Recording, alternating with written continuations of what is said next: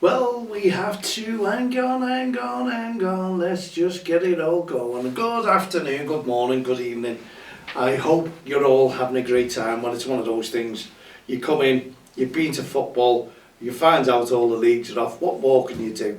Well, we all know it's Easter, and I put out my message this morning on social media, but it just shows you, hey, I'm in the loop, and it just went right over my head, turned up, all my gear, nice Jeffrey Humble, had a nice cup of tea with the staff, and they're telling me that, do you know all the leagues are off today and tomorrow? And I went, well, not normally, you know, this isn't normal, because if I'm right, last year, North Liverpool, their league was on, and also the Walton Cato. But maybe, just maybe, they decided now, enough is enough, let's have a break. And why not? Because the committees do a great job as well. And I'd like to thank all the committees for last week as well, in the leagues, who got behind us, well, the majority of committees, and posted roll out to their teams, letting them all know that it is the REFspect awareness weekend, and they need to show respect towards the referee. Simple as that. And it worked a treat, loads of good feedback, loads of good publicity. What more could we say? And as I said on yesterday's show, over the moon with everyone who pulled their weight and got behind it. Let's hope it's bigger and better next year, because the PFA have already committed. Hopefully the PGMOL will commit as well. I'll get a name, I'll send them an email and just find it just after Easter, let them all settle down, because it was a good build-up last week. It was shattering. I'm still shattered. I'm shattered up because I've been walking 23 mile in less than 3 days. So yeah, I'm trying to get back in the swing of things, cut things down, come over Easter, not as much chocolate as I normally have had, and let's go again. Systems all go. Yes, systems all go. Anyway, what have you been up to? I know there's 1 or 2 leagues that's gone ahead today, because Saturday, when we say Saturday, many teams have decided to play. And when I was at Jeffrey Humble there was little girls friendly, there was a lads friendly coming on as well. So not too bad, I suppose.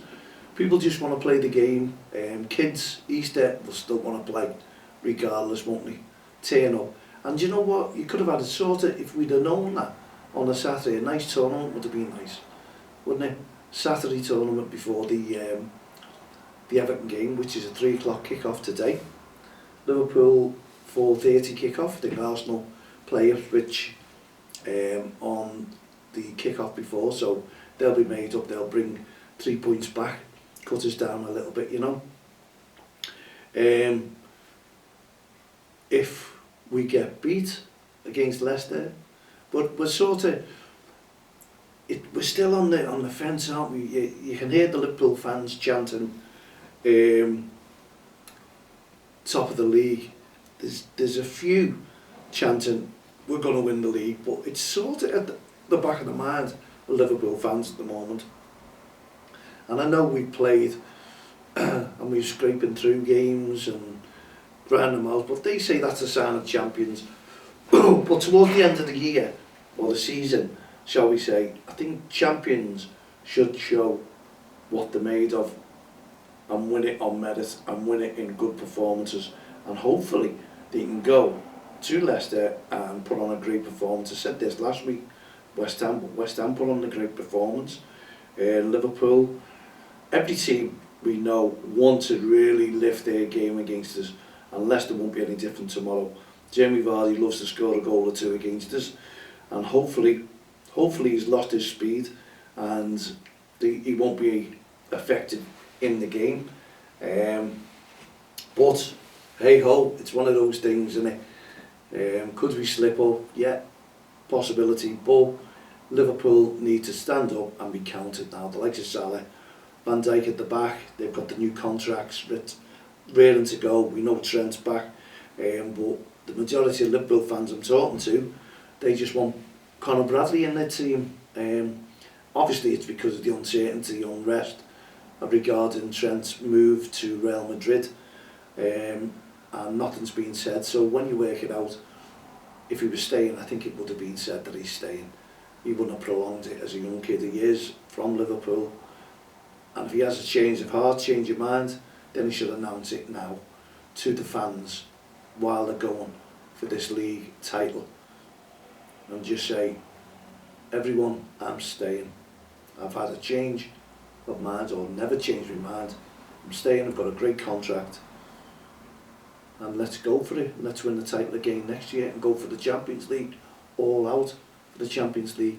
We were unlucky, didn't put a performance up against PSG, but since that game we haven't played football the way we can do. We started off the season absolutely on fire, brilliant, great football all around. Now we need to do that in the Premier League, 6 points from the title, and I think the chance should have been 2 games and we're champions. Win 2 games and we're champions. That's the chant. That's what it should be. Not we're going to win the league. Win 2 and we're champions. Win 2 and we're champions. That's all it needs. Let's get that going. That'll be no good for our choir. We've got that tonight. Lean on me. That's what we're singing. The kids are singing with the song. Sing a song with a professional singer and musicians.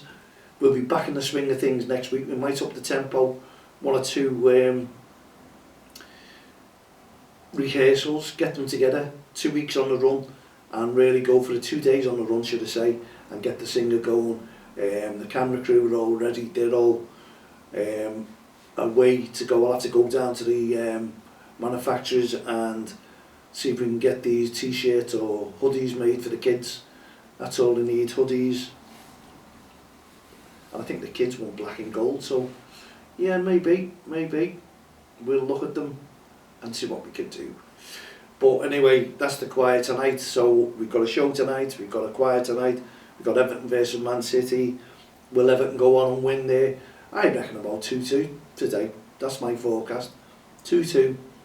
Because Everton seem to lift their game at Goodison Park, and that's their final game is Southampton. That's a midday kick-off, by the way.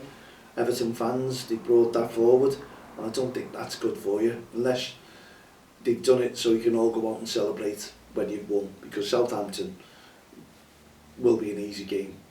Now you're all trying to go undefeated since Moyes took over at Goodison Park, and that's what you want, so why not?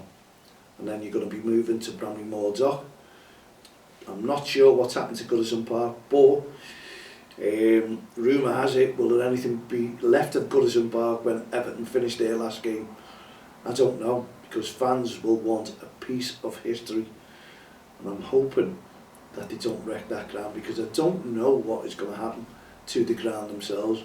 I think it went once before, didn't it, when they stayed up saved themselves from relegation, and the goalposts went, the pitch went, the seats went. But now Goodison Park is going. Food for thought. Let us know your thoughts. Don't-text-the-line.com. Are you going to keep Goodison Park intact? Anyway, come on Liverpool, yeah, the mighty Reds, let's do it tomorrow. Let's go 3 points away from winning the league, and then we're away to Chelsea. I thought we had every game at home, but we're not. It's balanced out. People want us to win the game or the title at Anfield, and why shouldn't you?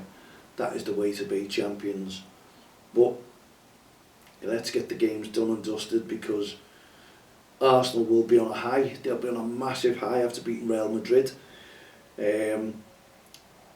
Was it Real Madrid? That title's gone out the window.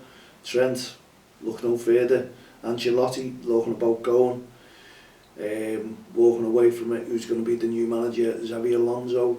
Will he signs a new contract at his club? I don't know. What's your thoughts on that one as well? Let us know. So we're only talking Premier League at the moment, because grassroots football is off. Have you got any stories, anything that you'd like to tell us in grassroots football? What's happened, what you've been up to, the funny things about grassroots football, what you've heard as a coach, what the kids have said to you when you've given some sort of communication, shall we say, from the sidelines. What's come back, what's the feedback, what's been the mix in the in the camp itself in grassroots football? What was the funny stories, even with parents, spectators on the sidelines? What have you heard? We'd love to hear from you. Get your funny stories in from grassroots football. Let's make it really, really welcoming and smiley, because that's what we need to do with Don't Cross the Line. Bring the fun back into grassroots football. You know, because times are hard at the moment and we need to have a little smile, little laugh, little joke. And I'm sure we could write a book on all the funny stories and these coaches, managers, committee members, what they could tell you. And you could. Let's get it in here, mal@don'ttexttheline.com. Add me as a friend on Facebook, Twitter, LinkedIn, all the social network sites. We can get things going, get things moving, can't we? That is what we want. And I'm just hoping that we've recorded this. I'm sure we have. Yes, we have. On Spotify. I was like, that, have I pressed record? I'm sure I did. If I haven't, I've got to do the show again on Spotify. And it's another 20 minutes of the show. What have we got left now anyway? We've got 8 minutes 40 seconds left of the show. So we were all talking about the REFspect Awareness Weekend. Absolutely brilliant. What can we do? What ideas have you got? What can we do for next year? What can your team do? Because we really want to start this now. We want to go for it for next season. Start planning. Take the pressure off me. Get these t-shirts done. Honestly, it's just unreal what we could do in grassroots football to make a difference. And I suppose to make a difference we could start off with the likes of change.org. If you go on to change.org and try and bring the prices down at grassroots football, because they're unbelievable at the moment, and with all the bills that we've got to pay, how much is it going to be in your pocket?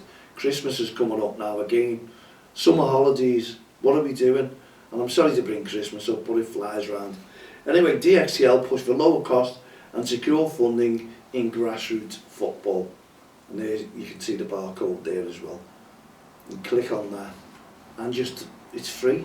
It really is free. Just sign a petition and see if we can put pressure on people to bring the cost down.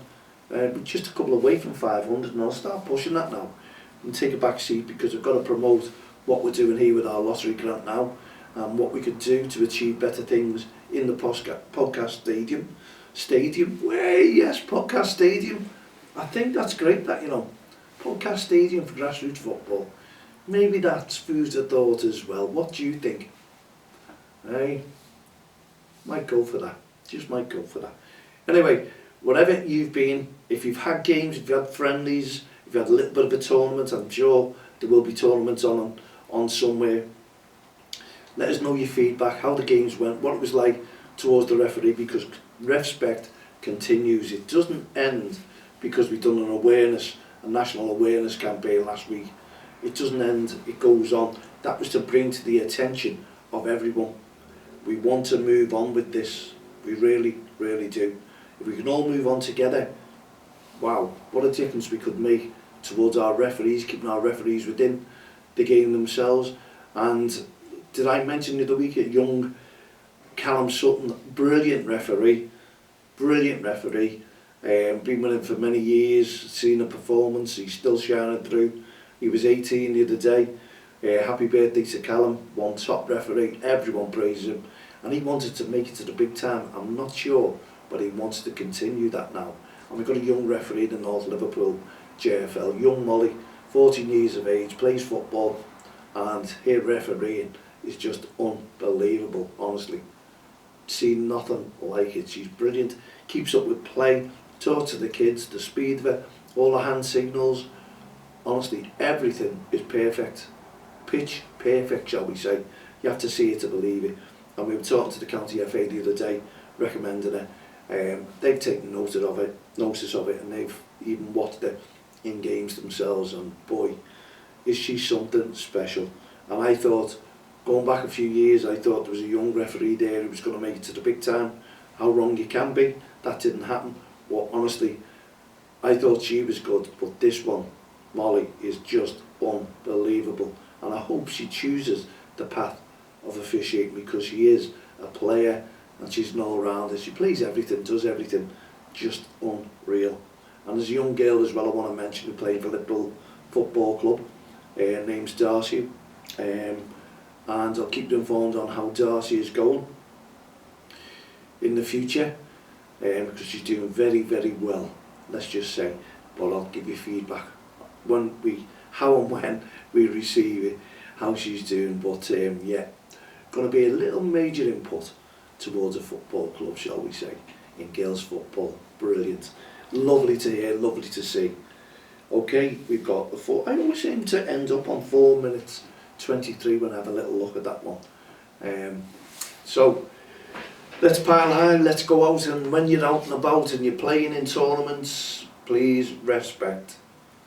Make sure that your referees are all looked after. Without them, there is no game. There really isn't. Honestly, we just want to see referees thrive in grassroots football, as well as the teams, as well as the players. And the little story is, I'll remind you again, is we protect and support our referees because they are the targets in grassroots football. What we mean by that is when they go out and blow that whistle, they're the target from both sides, the opposition. You blow that whistle and one side will love it, the other side will detest it, and vice versa. So we protect our referees to protect the children on the field of play. What are we protecting children on the field of play from? Verbal abuse and aggressive behaviour from our role models, yes, the parents and spectators, adults, who don't give a damn when they're shouting and screaming and hurling abuse at the referee. They don't realise that the kids are hearing this and the kids are watching it. They don't want to hear it, they don't want to see it, they just want to play football and enjoy it. So the reason is we are don't cross the line is because we want you to respect the referee, because it's protecting the kids on the field of play as well. And most of the kids who are refereeing, officiating, are 14 years of age. They're still at school, so in turn that means they're minors. So really, when you're verbally abusing that referee who's wearing a yellow armband as a deterrent towards the spectators, irate spectators and parents, as a deterrent to stop you and remind you that that referee is still at school. So that becomes a safeguarding issue if you are verbally abusing that referee. And it's no good if you're a coach, manager. You can't do that, regardless of what decision's being made. You've got to understand that the referee out there is doing it to the best of their knowledge, and will always make mistakes along the way while they're improving, but they'll get them right in the end if you support them and get behind them. So always remember, whenever you're out and about, grassroots football, especially in these tournaments, because that's when it kicks off, because everyone's out to win it, believe me or not, please support your referee. No ref, no game. And now we've got 1 minute 30 seconds to finish. So we'll talk about our Heart to Goals initiatives, and what we're doing is activities to try and raise awareness again to one step ahead to mental health at grassroots football. So an awareness programme that we've got going, and that, lo and behold, is what the choir is all about as well. So we'd love you to look on GoFundMe there and see one step ahead to mental health. We need your support. Start donating if you can. We know it's Easter, we know times are hard, we know we're doing a change.org, but we're only asking what you can afford, and let's get this show on the road and make it a little bit better for the kids in grassroots football. We believe many are still suffering through mental health. So we want to make you aware of what we're trying to do and achieve within grassroots football. Let's get everyone behind it in grassroots football. Let's put a friendly game on. Let's put a show on.